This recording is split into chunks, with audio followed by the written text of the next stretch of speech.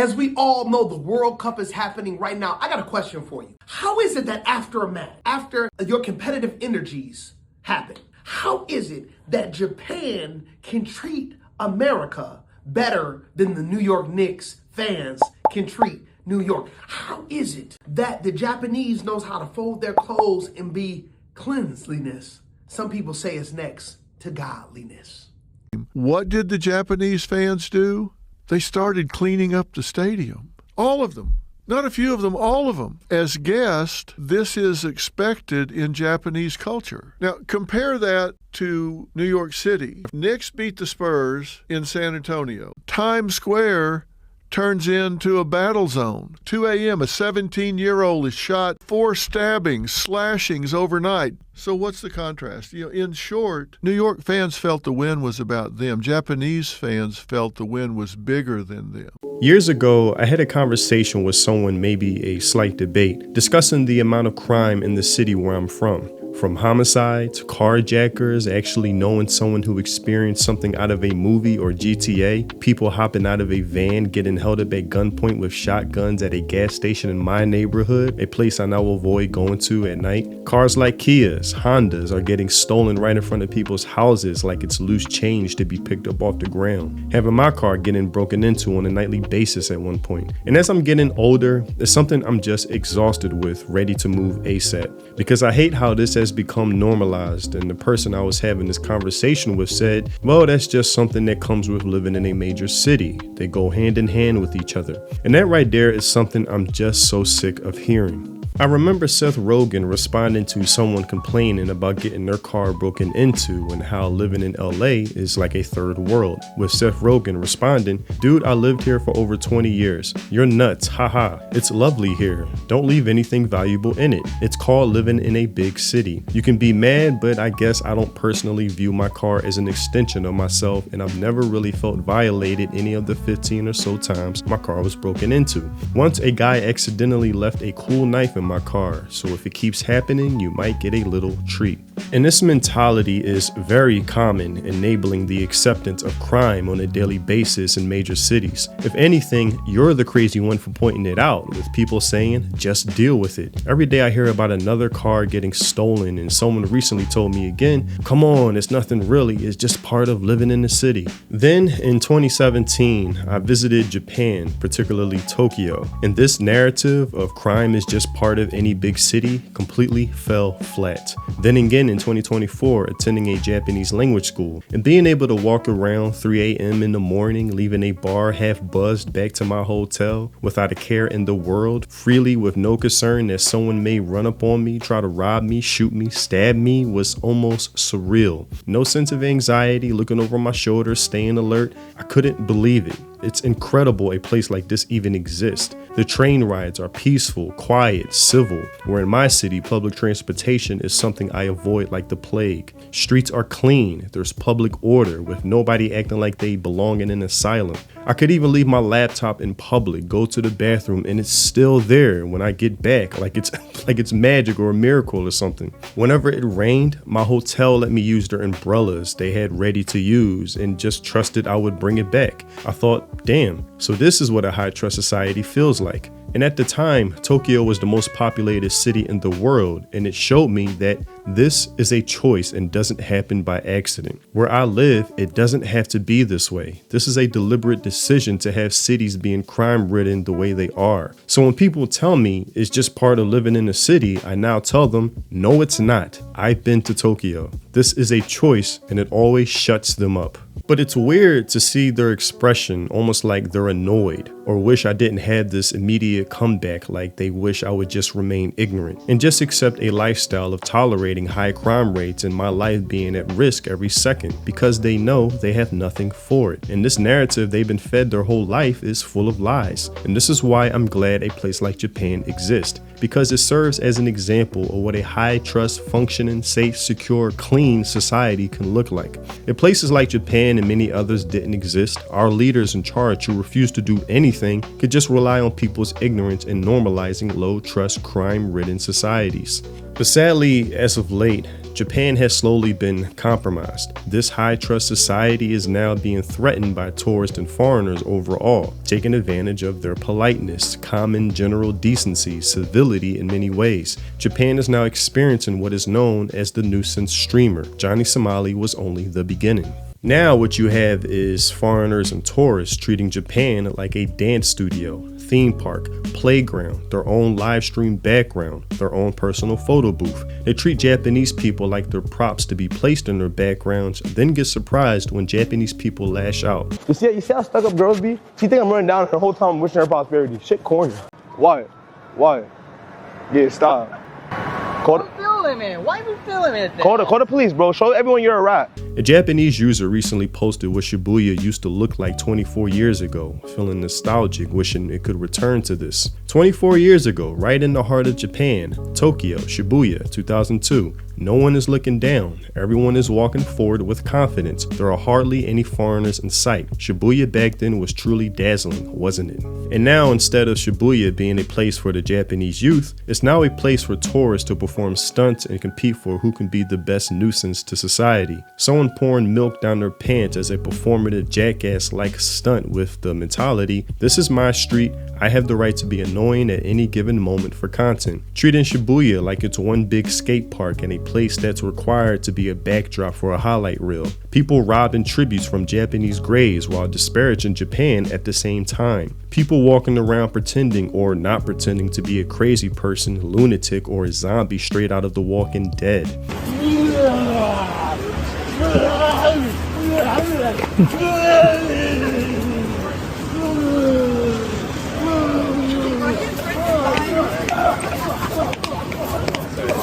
Recording themselves throwing away food, showing their distaste for Japanese food. Again, treating Japan like it's their own personal club, dancing disgustingly in public. Two streamers recording themselves jumping over a fence into a pit of monkeys at a zoo, all for clout chasing. Views and clicks slave to the idea of being a public nuisance for popularity.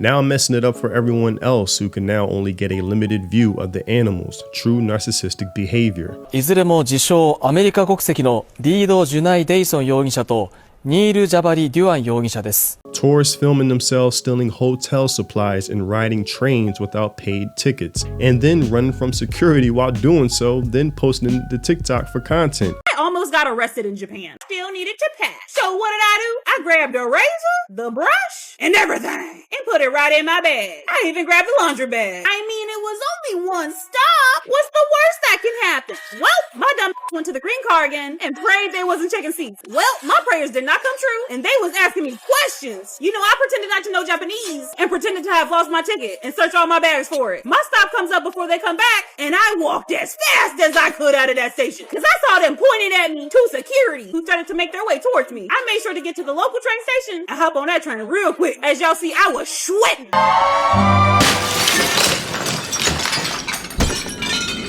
Tourists carving their names into sacred bamboo, with one Japanese person in particular irritated by this, saying, "Don't underestimate me, huh? Japan's scenery is getting trashed. There was this foreigner right in front of me trying to graffiti, so I chewed him out thoroughly. The gods of Fushimi Inari are crying, you know? I won't forgive foreigners who dirty Japan. Get ready." So many examples where I could keep going of nuisance streamers where this video would be hours long. All of this eventually reaches a boiling point where Japanese people become fed up. Like here in this clip where a store clerk immediately puts a stop to a kick streamer as soon as they come through the door with their cameras. After day two, chat. After day two.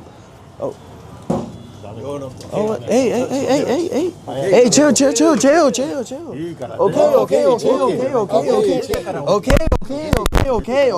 chill. Put the camera. Chill.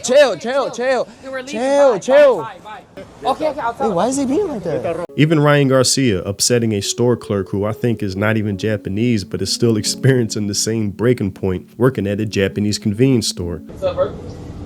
How you doing? Oh, shit. Oh, nah. Sorry. Oh, shit.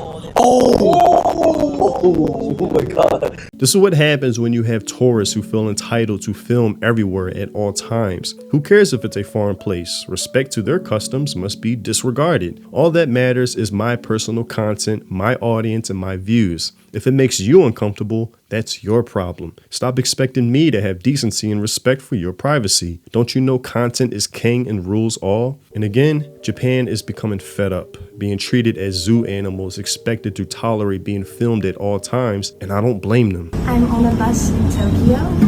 Let's see if I can sing to someone. Could I sing you a song?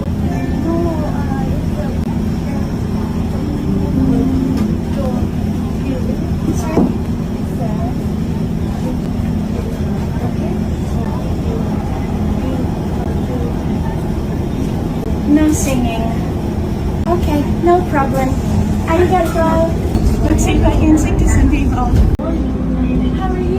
Can I sing you a song? Lazy, pretty, and go. Sorry.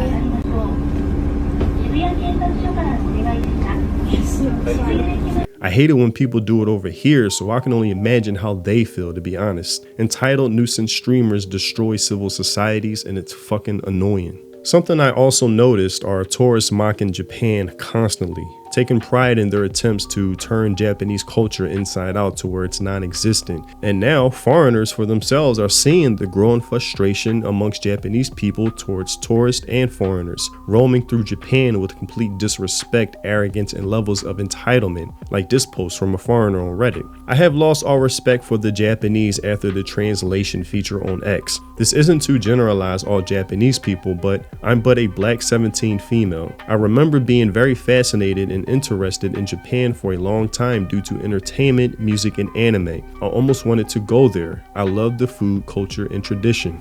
Now, as someone who tries to be a critical thinker, taking myself out of the equation, I tend to view these things objectively. So something I would ask is, what is making Japanese citizens upset with foreigners in the first place? Could it be videos like this where you have a group proudly parading themselves through Japan, being the attention-seeking narcissists they are, with this caption saying, "The internet, foreigners, you are destroying Japan, leave, go home. Us." Basically saying, we don't care what Japanese people think. I'll do what I want. This is my place now. No shame, just entitled brats fueling their own ego. And I wonder why Japan would be so upset. And this is the same person I showed recently in a video complaining how Japanese women are too feminine. Before coming to Japan, I never thought that I was not feminine enough. But when I came to Japan, I feel like women are too feminine. Japan doesn't look at me as feminine enough, as like a woman, but more like a woman. You know? Now interviewing people complaining about Japanese beauty standards. Maybe the bar is too high for her to reach, so instead shaming them to lower it is her only option. Might I add, while still living in Japan? Another skit of her comparing Japan to a ghetto compared to where she's from, showing her disdain for the country and how it's unbearable to live, and how where she's from is like a paradise. But for some odd reason, she still chooses to live in Japan. It's almost like the people who nonstop complain about anime yet still choose to watch. Just a funny parallel. I don't know if it's the way I was raised, but I see this as complete disrespect. You are a guest in someone's country, yet you're making it your duty to mock it at the same time. It's gotten very annoying to see Westerners move or just go to Japan, now making a living by treating Japan like it's a content farm, treating Japanese people like they're cattle to be harvested for content, and then wonder why Japanese people are becoming frustrated. Foreigners coming to Japan wondering why there are so many Japanese people and not their own. Second day at my new house area, and it seemed like there are no blacks here. No blacks. I seen. Now let me dey stay for where blacks no dey. I beg. If you know where I dey, I beg. If you are a black person, show your face. I'm tired of living where there are no blacks. Like, seriously. I'm sorry, but I have to say it. This is just retarded. What the hell were you expecting? I'm surprised Japanese people aren't more annoyed than they already are. When I go to Japan, I want to be fully immersed in the culture surrounded by Japanese people. What would be the point otherwise? I'm sure people could think of analogies to highlight the stupidity of such an expectation from this foreigner. And now it's a trend, it seems, that TikTokers are making videos constantly shitting on Japan instead of admiring another place they truly love, claiming Japan is misogynistic or this and that, and how they need to apologize for their past sins, which is basic struggle session shit. Japan only calmed down after Hiroshima and Nagasaki happened, and they don't want to take any accountability for any of the previous actions that they have done. Nope. Japan might be the most underhated country in the whole world. In my opinion, Japan deserves all the hate. Are we forgetting what they did not that long ago? Anime cannot cover up how weird the men are over there. It's actually one of the worst places to be a woman. Japan truly deserves more hate, man. I would just say Japan had the best PR team in the world. They had the best PR team in history because Japan had committed the most worst things in history, the worst atrocities ever. And everybody think they're this global weeaboo country. No.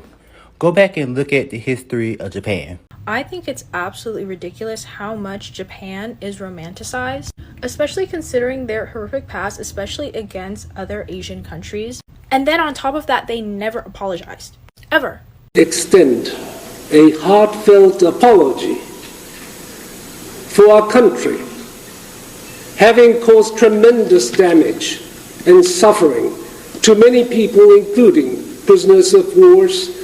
And then on top of that, their country, literally their government is incredibly sexist, xenophobic, racist, misogynistic. Like, it's actually insane how much people romanticize Japan when they literally kind of suck. But when you see those videos talking about how Japanese people are so polite, they're so nice, that's propaganda. It's that they're fake as f. And if you didn't know, if you want to get Plan B in Japan, it's not over the counter. You need a prescription. But now there's been a push to actually start making it more accessible, not for reproductive rights, but because people are afraid of rising SA cases with the increase of foreigners. So yeah, Japanese people are polite to your face, but then they go and vote for far-right parties like Sanseito that are extremely anti-immigration. Because McFascism is doing a world tour, and she is selling out arenas, even here. It's almost like a mass text went out to a group of content creators to just straight up try to shame and put down Japan as much as they can into a state of submission. I remember making a video a while back around the voice actress of Rei from Evangelion, of her voicing complaints of how the Japanese government were prioritizing foreigners over its own citizens, from student loans, the job market, debt, healthcare, welfare, all at the expense of the Japanese people, which is a common sense concern from sane citizens. And now that the government is starting to make changes about this, foreigners are now upset that Japanese people are becoming the main focus. Japan wants to use social media, yes, to crack down on illegal immigrants in their country. And they are also going to catch companies that are recruiting immigrants without visa. Yes, so they are really serious about this, their crackdown. But real quick, for today's video, I decided to dedicate a sketch to Reize from Chainsaw Man.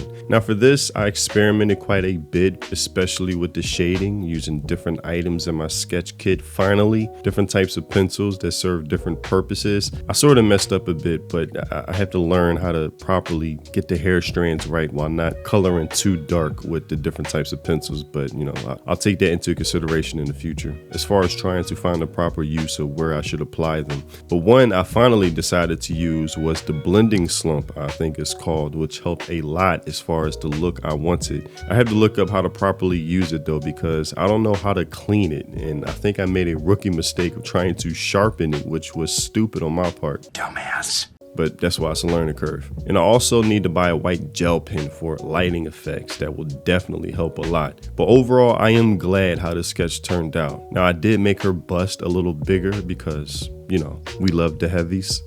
Yes, we do. Yes, we do. Hopefully some can appreciate that. But glad I took a chance with different techniques because it really brought out the depth of this sketch. And shout out to those who sent me their sketches. Also, always good to see. And thanks to Rob for telling me about the white gel pen, so I can start using that for future sketches. I will be buying that as well as including that as an item, tagging it in this video if anyone else is interested, along with many other items, maybe including a Raise figure. So feel free to check out. But if not, regardless, I always appreciate the love. Now back to the video.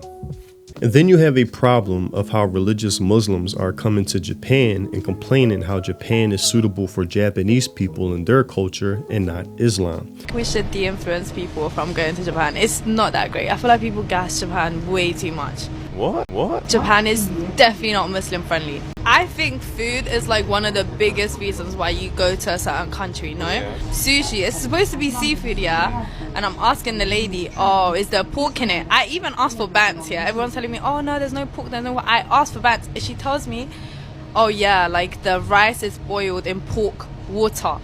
What the fuck is pork water? From how there's too much pork in the food. Going to Japan, if you're Muslim, you're not going to find any halal options. No halal options whatsoever. The whole month I was there, you know what I was stuck eating? Convenience store food and freaking tofu.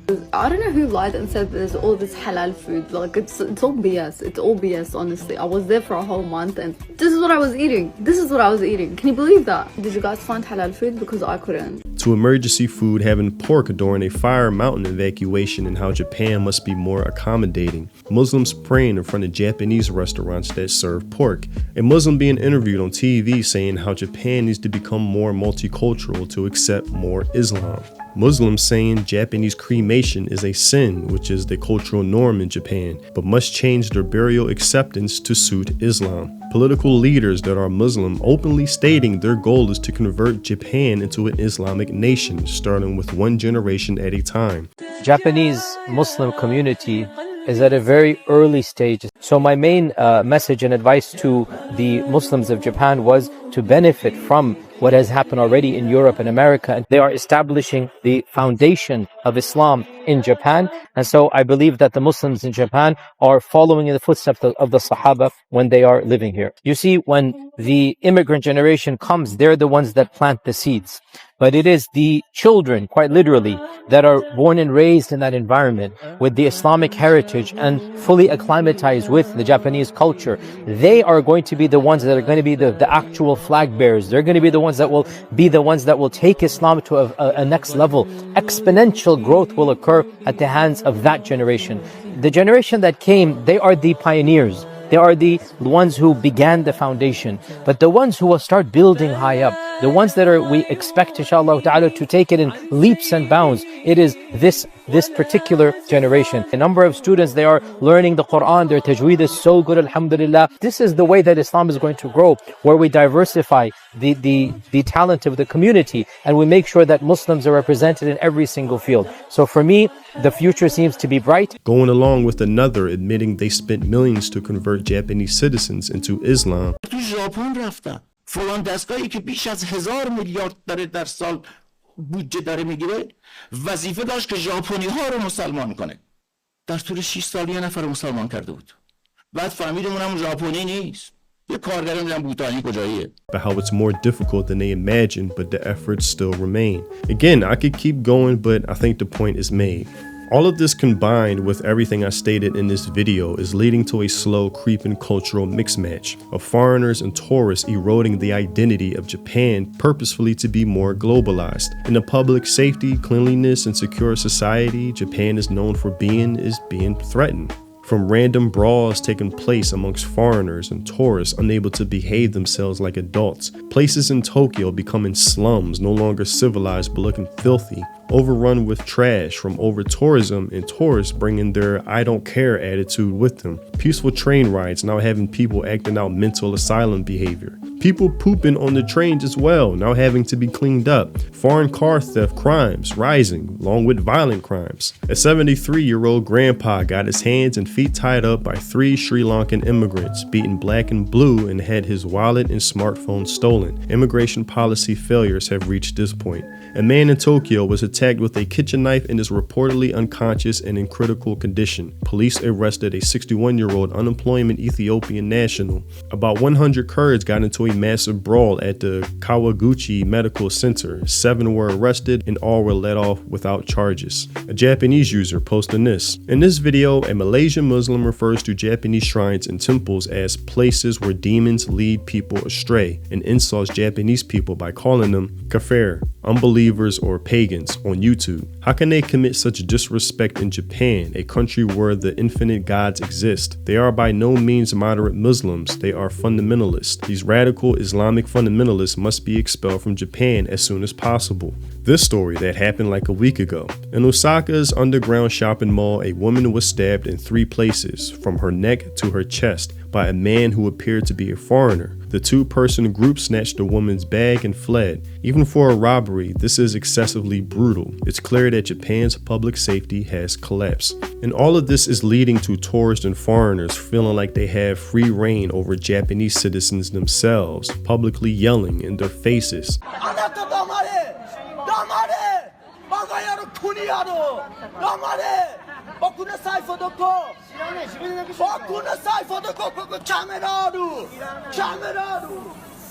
Refusing not to smoke in non-smoking areas, even when Japanese officers tell them not to.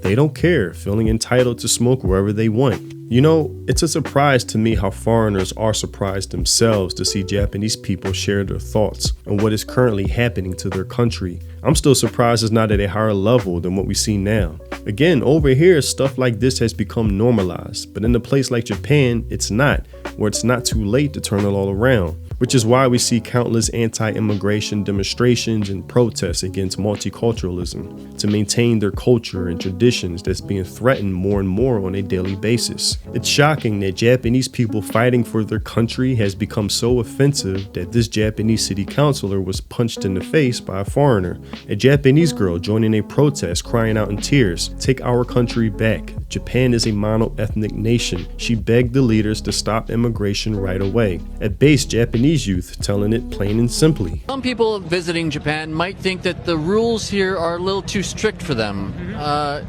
What do you say about that? It is in a way, but if you feel like that, you don't have to come here. Unfortunately, because that's the way we do keep our society in peace. But if you respect our culture, please come here and enjoy drinking beer with me, hit me up, all right? While also having sane foreigners joining in on the demonstrations, advocating and supporting this Japanese sentiment, understanding and appreciating Japanese society, and hate seeing it being corrupted by other foreigners, and understand that Japan is for the Japanese people, not them. This clip, which shows a Conservative Party of Japan politician Haruo Kitamura, hope I'm saying his name right, exposes Japanese human rights lawyers of their plan to infiltrate institutions as part of a Marxist plot to destroy Japan from within. Which is the most effective method to destroy a society, civilization, period? Ideological subversion. Spend a generation or two hammering it into the citizens of a country that they should always feel guilty and ashamed of who they are, that it's evil to continue and practice their own customs, traditions, and culture, and that is somehow benevolent to adopt others by dropping their own. Also, while making this video, Japan and the Netherlands played against each other in Texas for the World Cup, and something that highlights a huge cultural difference is that Japanese people spent a significant amount of time cleaning up the stadium after the game, almost like a guest showing their appreciation for hosting them as a guest, something that wasn't demanded of them, but something that was volunteered. Even in Japan, once the game was tied up, Japanese citizens took time celebrating in the streets only when the light was green on their part.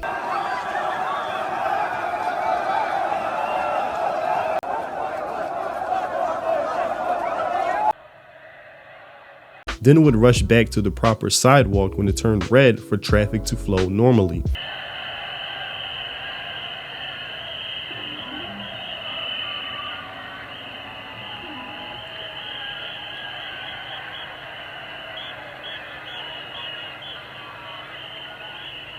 Versus many examples of how our fans act. One led to massive destruction and one led to a virtuous cleanup.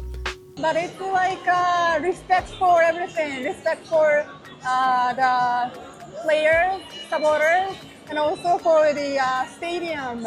We are kind of honored to be here, so we don't want to make the mess and then leave it. So I think that's the reason why we're doing it. Just saying.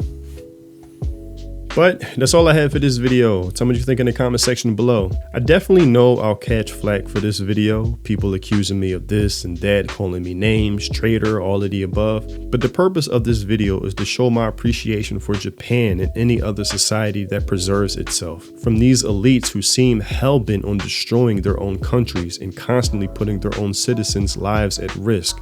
For me, Japan exists as an example I can point to, like, see, it doesn't have to be this way. This is a choice to have a crime-ridden society versus a safe, secure, clean one. And for the longest, Japan has been that way, leading by example regardless if it offends you or not. Of course, you have places like Singapore, Monaco, Dubai, etc., but to live there requires wealth. But Japan is one of those places that doesn't require ultra-wealthy people to make it so, but just normal, healthy, sane, behaving citizens all working together to maintain a healthy society. That's why they stick out as an example, and that's why I'm making this video. Also, if you want to support the content I create, consider joining my channel and becoming a member. It's much appreciated. Thanks for watching, and I'll see you in the next video. Free think.